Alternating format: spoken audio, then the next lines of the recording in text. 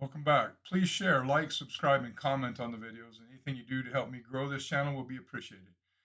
Please let me know all the suggestions that you may have. I will try everything to make this go.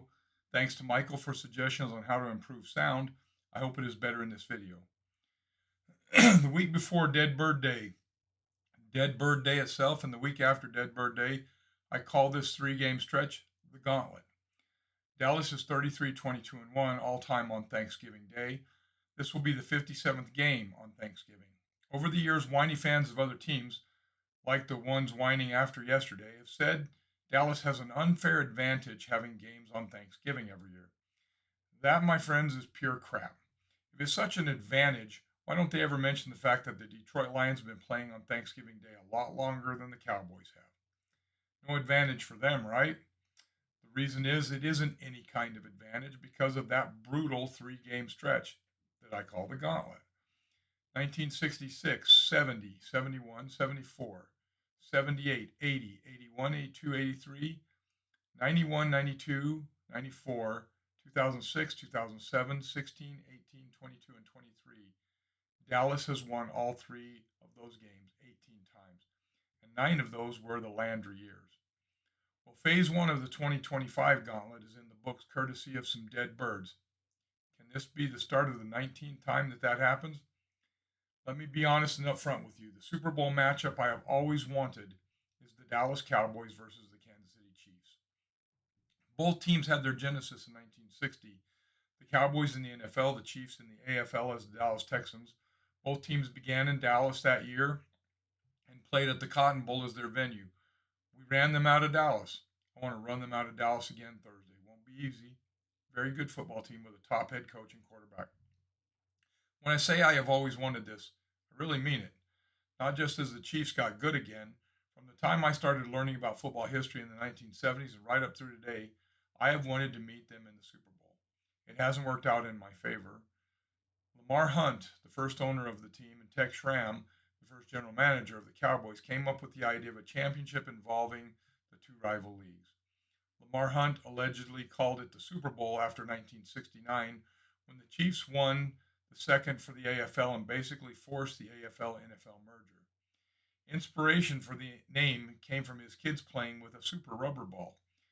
One was on display at the Hall of Fame to signify this game. To me, the 2 great NFL architects are Tex Schramm and Lamar Hunt for the Super Bowl and for the AFL NFL merger. I have immense respect for the Chief because of the Hunt family. The teams have only met on Thanksgiving one time. That was in 1995, and Dallas won 24-12. Dallas leads the all-time series 7-5 and is 5-1 in Dallas. So the broadcast on Sunday announced that Dak Prescott had passed Tony Romo as the all-time passing yardage leader in Cowboys history. But as you know, I take this stuff deeper than just our records. He also passed Tony Romo for 41st place all time in NFL history. And in fact, he also passed Steve DeBerg, a former Dallas Cowboys draft pick, for 40th place all time. Up next is Jim Hart in 39th place. Dak needs 288 yards to get past him. Dak became the 3rd Cowboys quarterback to have double-digit wins versus the Eagles, joining Roger Staubach and Troy Aikman. It was the 11th win on the calendar date of 11/23. It was the anniversary of Bob Lilly becoming the first Dallas Cowboy ever inducted into the Ring of Honor in 1975.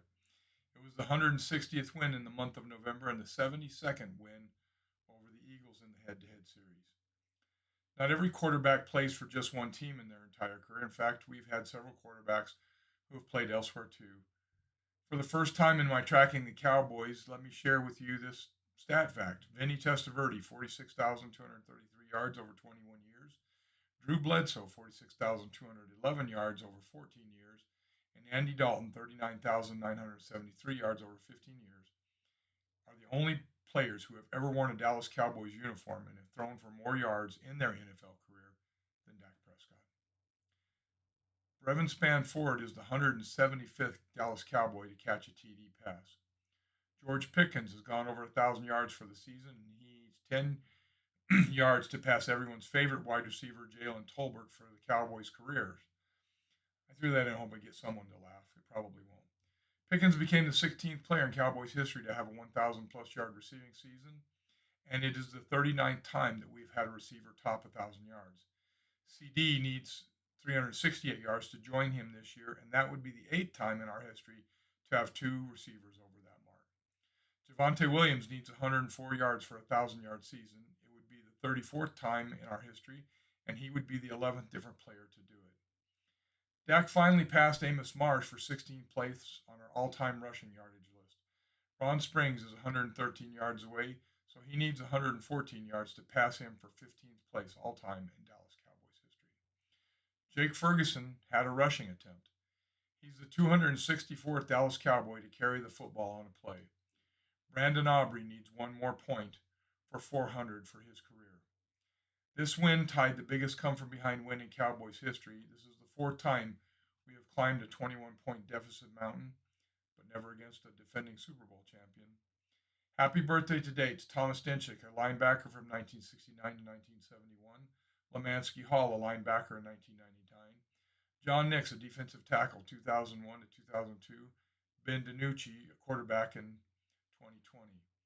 Tomorrow to Bernie Kosar, quarterback in 1993, Martin Gramatica, kicker in 2006, Quincy Butler, who is currently on the injured list but is still on the team. Excuse me, Josh Butler. I'm thinking the wrong person. Quincy Butler, cornerback in 2006.